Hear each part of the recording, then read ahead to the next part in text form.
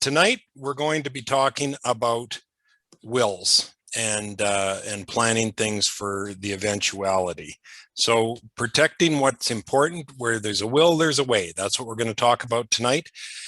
And as Sam has already indicated, if you've got any questions on this topic or any of the topics that we've spoke about over the previous 5 weeks, I'm more than happy to answer them. Maybe you've had some time to think about some of the other ones, or you've just tuned in and rewatched them and have a question, feel free to ask it.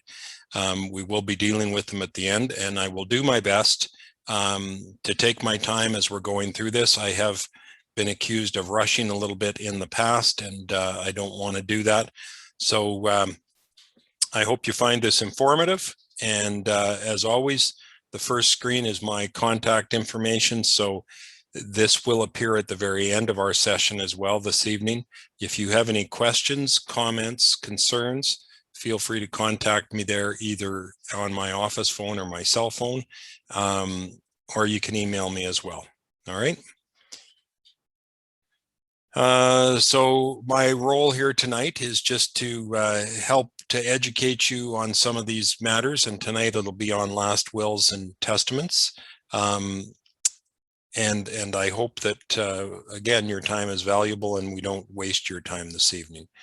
So your job is just to enjoy yourself, get out of it what you can, and feel free to ask questions.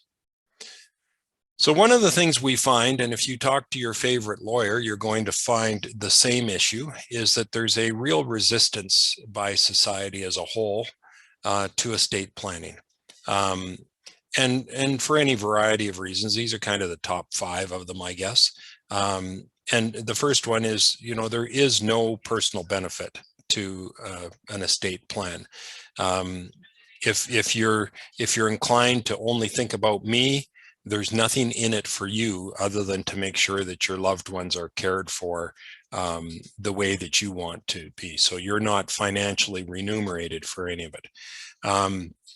A lot of folks I know in my practice I've talked to over the last 27-ish years have difficulty acknowledging their own mortality. So if you're never going to die, then what's the need for a will, right? So see a lot of that in young folks that are bulletproof. Nothing ever happens, but it does happen. Failure to recognize the magnitude of tax liabilities, and hopefully we're going to enlighten some of that tonight.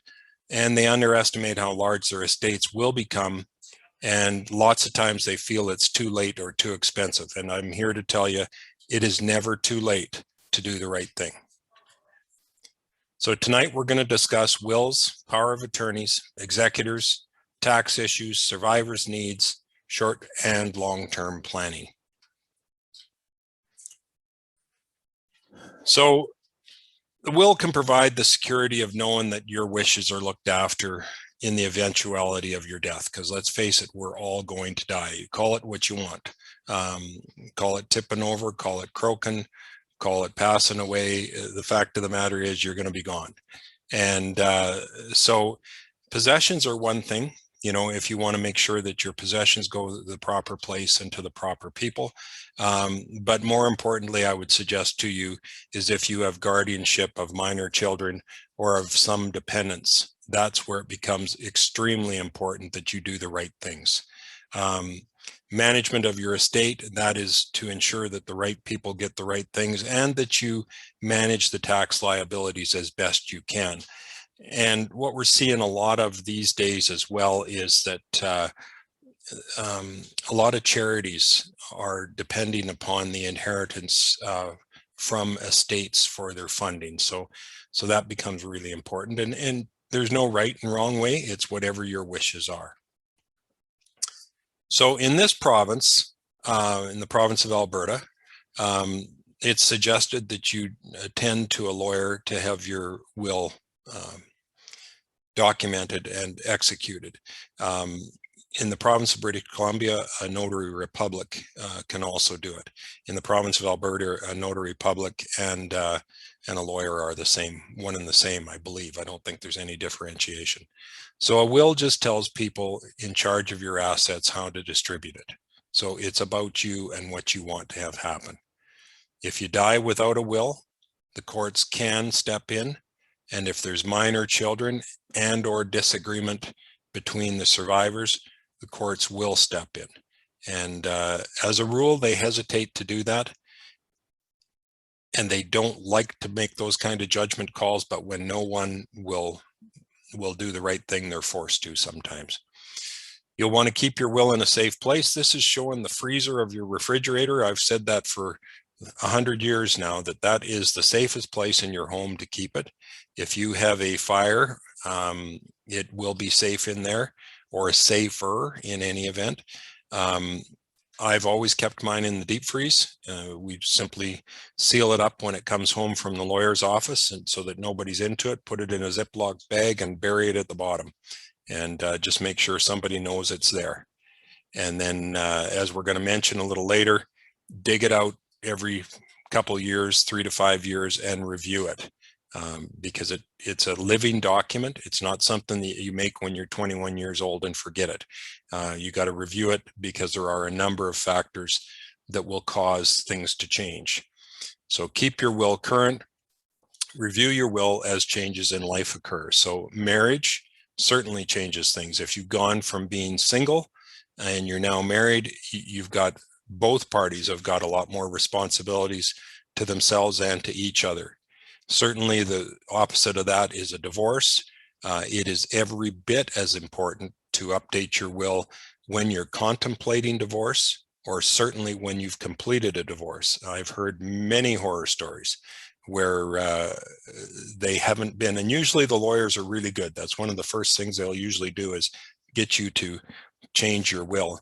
But if you're resist that and you don't get it done, you can have your assets go in the wrong direction in the event of. So if the change is minor, you can use what they call a codicil, which is just an attachment to your will. You don't have to change everything. So an example of something minor might be just, maybe you've got a wedding ring that you want to leave a granddaughter or something, so you can just attach that to it. If the change is major, then you'll want to revoke the old will and draw up a new one. So marriage, births, divorce, and certainly deaths of loved ones, certainly if they're beneficiaries in your will or executors in your will, if they pass on, you're going to want to ensure that you've changed yours. So when we're done here tonight, go to the deep freeze, or tomorrow morning, go to the bank, to the safety deposit box, dig your will out and have a look at it, and remind yourself what's in there. A will should be reviewed every 3 to 5 years. I said every couple years. The more the merrier. Life does change, and particularly in this day and age, it changes so doggone fast. I don't think you can review it enough. You don't have to go to a lawyer to review it. Just open your own and review it, and if there's changes need to be made, then pursue those. A beneficiary is any person or organization you name to receive or inherit your assets. So there's beneficiaries of wills, there's beneficiaries of life insurance policies, there's beneficiaries of RRSPs and RIFs as well. So you'll hear that, and you've heard it over the last 5 weeks about beneficiary designations. You can name beneficiaries in a will, in trusts, for group plans, or on insurance policies. And then you can make revocable or irrevocable. So revocable means you can change it at any time. You only want to make a beneficiary irrevocable if you want to ensure that it never changes. And there's any number of reasons for that. Lots of times we'll see it when there's a marriage breakdown and there's minor children, and one or both of the parents own life insurance policies and they want their kids to get it. They will make those minors as irrevocable beneficiaries. There is a trustee, of course, appointed in those cases. The downside to you is that you cannot change an irrevocable beneficiary unless that beneficiary agrees to it. So if you make me your beneficiary and I stand to gain a couple or $3 million bucks, I'm probably not going to be real anxious to let you take my name off of it. So make sure that you know what you're doing and who you're doing it with, and have consideration of all that. So in a life insurance policy, the policy is automatically frozen until the beneficiary has reached the age of majority for that specific province. And then again, they have to sign off on it. So it just cannot be changed. So what's the advantage or disadvantages of naming beneficiaries to, and there's a slide missing here, or they didn't do a very good job of organizing it, but naming a beneficiary outside of your will, and that's primarily alluding to life insurance policies and or registered investments such as RIFs or RSPs. So one of the reasons that you want to name beneficiaries outside of your will, so for example, you've got a life insurance policy or some other a non-registered asset that you've got in with an insurance company, you can name a beneficiary and it will pass outside the terms of your will. It's private, so no one will ever know that that's happened. So if I am if I'm someone's illegitimate child, for example, and my dad wants to ensure that I get a bunch of money when he dies, but he doesn't want anybody to know that I was his, he can name me as a beneficiary on a life insurance policy, and that money will come to me directly and no one will ever be the wiser of it. Whereas if you name that individual inside of a last will, that will can become a public document the minute it's probated. And a lot of wills are probated, and I think we'll talk about probate as we're going through here. So probate is a process by which you get a will verified by the courts, and then it's allowed to be distributed. And there's certain circumstances under which financial institutions and others will insist upon a probated will.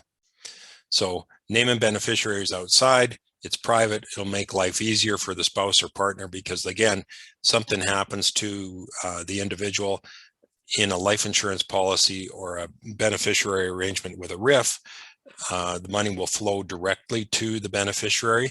So if the estate is up for contesting, it can drag on for a long time, whereas that money will arrive right away. Contingent beneficiaries are if your named beneficiary should predecease you, then there's someone else that will take the money. If you have a pension plan, so this is again part of the will planning. If you have a pension plan, you'll want to name your beneficiary again so it passes outside of your estate, unless there's good reasons to keep it in. And you'll have to discuss that with your lawyer. So rules vary for naming beneficiaries by the type of plan and by the province in which you're in.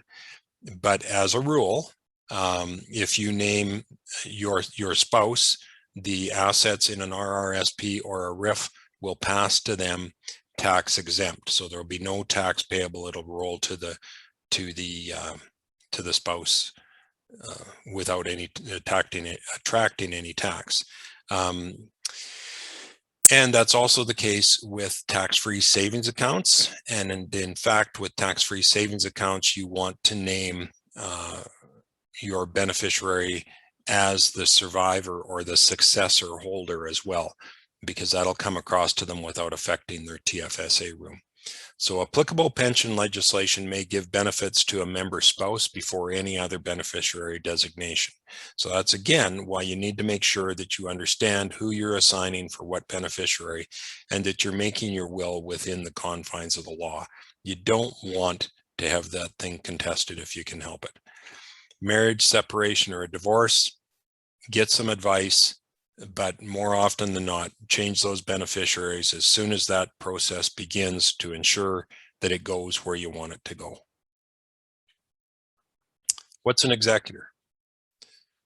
So it's the person that you select, or persons or firm that you select to carry out your instructions in your will. So an executor is entitled under law to a fee for acting as an executor. They don't need to charge it, and in a lot of cases they don't. but they can, and you need to be aware of that. So if you have a large, complicated estate, or a potentially large, complicated estate, you want to give some serious thought as to who you ask to administer it.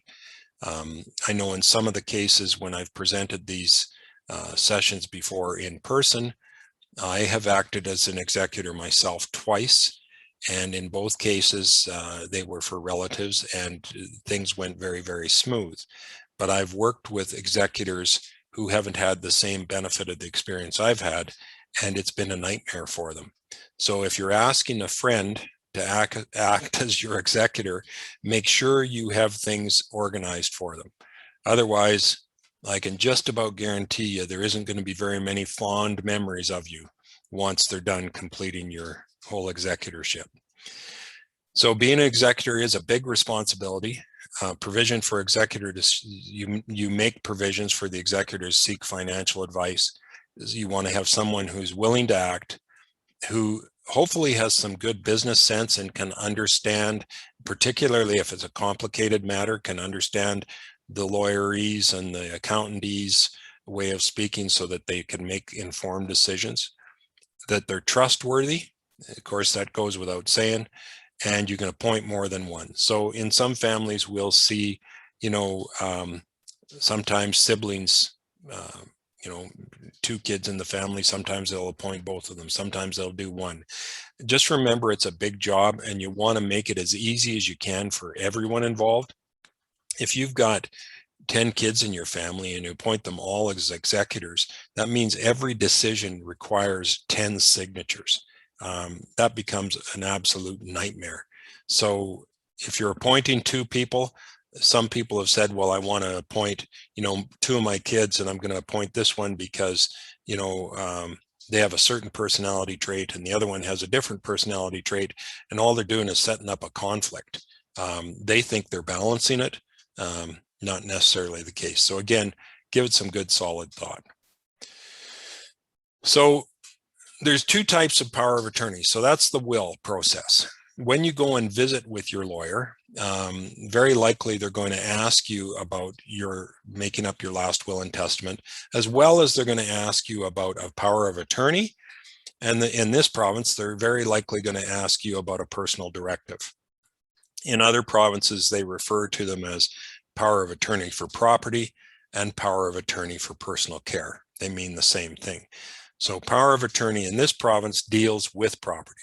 So that allows you to make the financial decisions on your behalf while you're still alive, but not necessarily capable of doing it.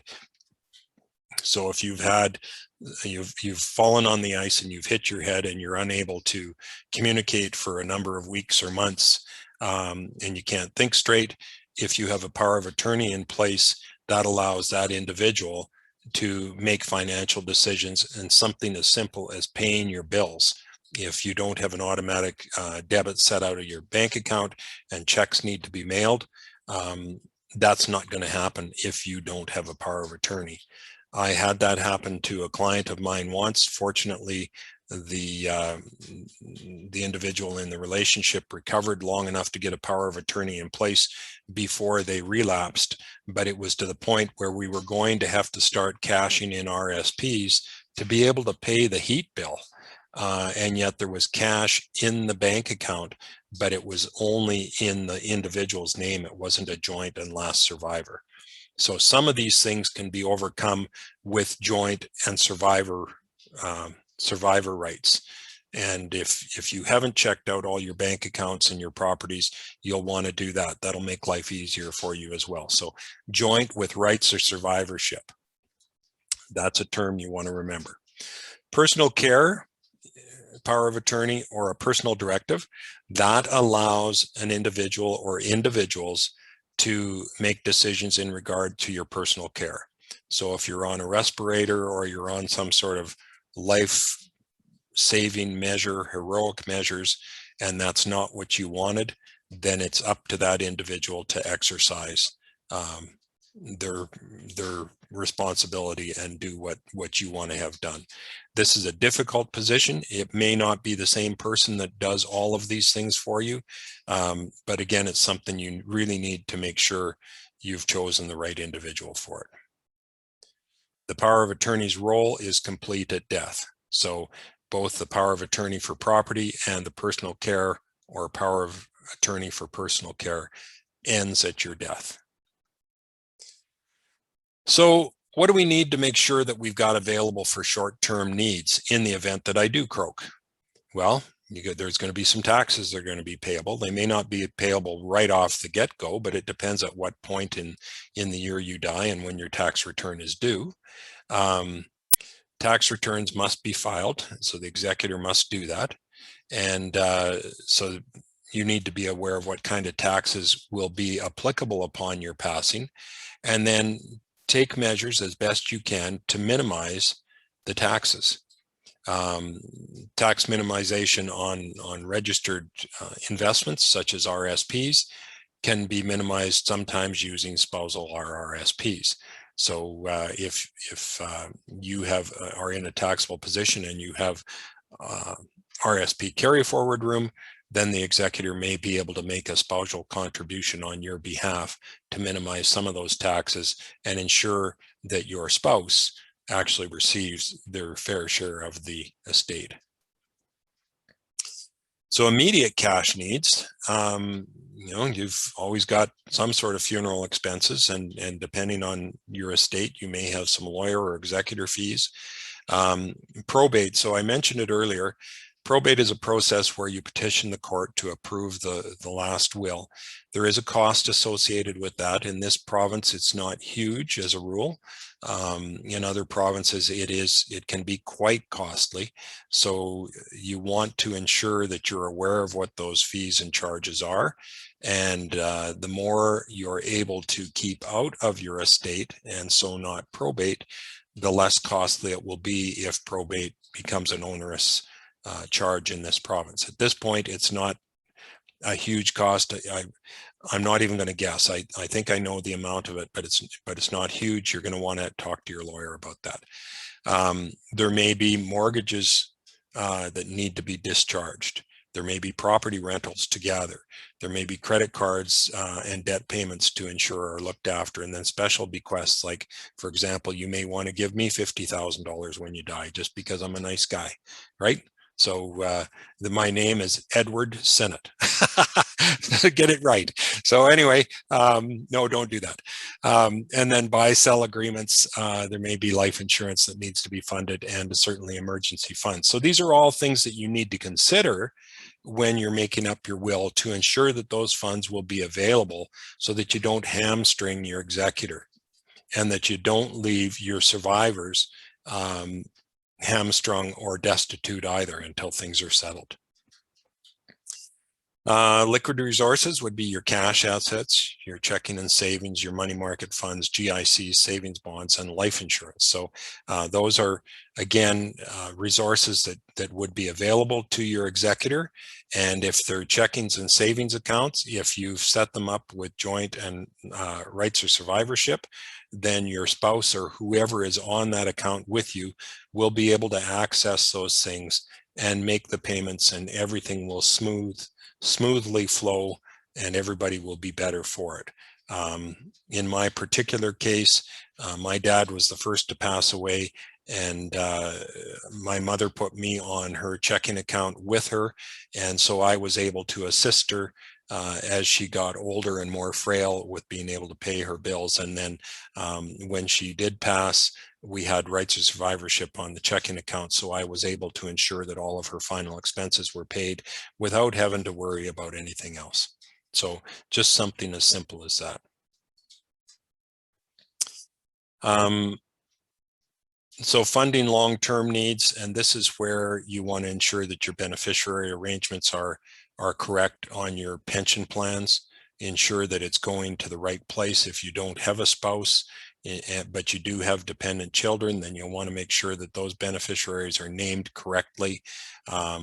If there's, because it can affect the way an estate is settled can affect government assistance payments. So if one of the beneficiaries is on government assistance and you don't organize it properly, you could jeopardize some of those plans. You want to ensure that you have survivor's income, and you want to ensure survivor's income for the survivor, and you want to ensure your personal assets go where they're supposed to go. So survivor needs summary. These are the things you need to consider. That first of all, that they have they're going to have some immediate cash needs. Try and determine what they may be and ensure that you've looked after them. Future income needs. So if they're dependent upon you for support, then you need to ensure that you've continued that for as long as you can and are able after your demise.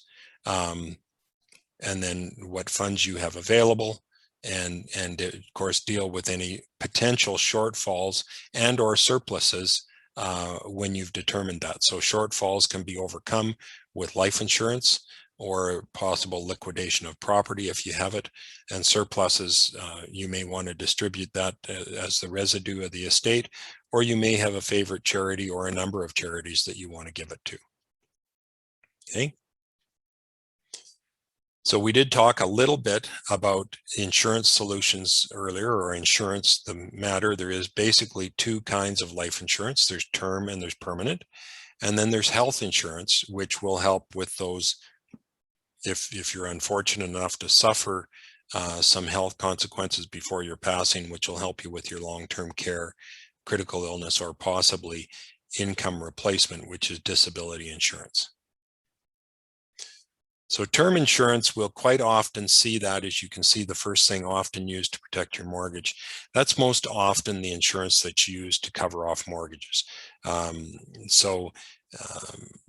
You can own your own personal insurance to cover off mortgage and indebtedness, or to provide for minor children or parents or whoever you want. So normally in my practice, what I see when we're starting to deal with folks to set up their life, we've got a young parent or young parents, we'll put quite often term insurance in place because we can provide a bigger bang for your buck, if you will. You can get a larger face amount for a lesser amount of money. And when you're starting out, we all know that's important. The downside of a term insurance policy is that it does have a limited time period of coverage. So it can be anywhere from a year to probably 30 years, or term to 100 in some cases. Premiums start low and they will increase over time with your age, and they have no cash value. So they're usually designed to cover shorter terms. With that said, there's lots of people that carry term insurance for 40, 50, 60, 70 years. Okay, use it in quite often in a buy-sell arrangement, in a key person in a business arrangement as well. If you don't have your loans or mortgages covered with insurance, and lots of people will say, well, I got insurance on my credit card, take a good hard look at that and find out what you are covered for. I'm not saying that you're not covered properly, but make sure that you understand, first of all, what you're covered for, the kind of losses that have to be experienced for it to pay out, and then take a look at the cost. And I think you'll find invariably, that personal insurance will be a less costly option and will give you much more in the way of options. Permanent insurance, so it provides lifetime coverage. It's designed for long-term needs. It's used for final expenses. It's used for estate conservation. So in some large estates, there is a huge tax liability upon the passing of an individual. And so in some cases, we've seen it where people have to sell off property or homes or whatever to pay the final tax bill. So when you're planning and you know that that's coming up, you may want to purchase some permanent insurance, because very often, as long as you are insurable, it will provide a very cost-effective answer to those sorts of situations. Far better than having to have the beneficiaries go and borrow money to pay those taxes and then be saddled with that debt for X number of years. Permanent insurance has level premiums, and it also has a cash value with options for paid up premiums. So the cash value can assist in times if you're under a cash crunch, you can borrow against it. And it also, if you should run into a period of time where you can't pay the premiums, the cash value will help to carry it through. So it's more of a long-term solution. You need to decide what's right for you, and you need to talk to an insurance professional to review your options and see what's right for you. Both products are good for all people. You can't say that one is better for another. Critical illness protection. So this would be for you prior to your passing, but it will provide a living benefit in the event you're stricken or diagnosed with, in Sun Life's case, one of 26 defined illnesses. It pays a lump sum based on survival. Normally, again, you'll want to look at the definitions, but normally you have to survive the diagnosis by 30 days. So if you have a heart attack, you need to survive 31 days, and it will pay out. If you don't, then it pays out the return of premiums if you have that option. It's payable to you and not your dependents. So I always call critical illness insurance life insurance for the living. So it helps you to have a better quality of life while you're alive, and maybe allows you to go get some specialized treatment, or allows you to pay off your bills so that you can live with some peace of mind, or any combination thereof. So the benefit is payable to you, and you determine how the payments will be used. So whether you want to renovate your house, whether you want to take a trip around the world, whether you want to go to the Mayo Clinic, or whatever you want to do, it's entirely up to you. Again, talk to your insurance professional on that. Long-term care, another product that's available for you to assist usually in the latter years, but not necessarily. One of the first long-term care protection products that was paid out by Sun Life was quite a number of years ago, and it was a rancher in central eastern Alberta. This time of year, when he was calving, he got into the corral with the cow, and she didn't much like him in there, and she put him out and busted him up a little bit in the process. So he was unable to actually, I'm going to stop right there. I'm going to finish the story in a second. So he was unable to transfer, to move around by himself, and he was unable to get dressed by himself. So he fit the definition, because any two of these duties that you cannot complete will cause this product to pay out.